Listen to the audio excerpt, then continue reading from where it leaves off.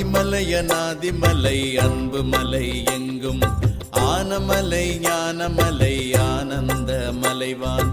ஆதிமலையனாதிமலை அன்பு மலை எங்கும் ஆனமலை ஞானமலை ஆனந்த மலைவான். ஜோதிமலை துரியமலை துரிய முடிக்கப்பால் தோன்றுமலை தோன்றாத சூதான மலைவன்.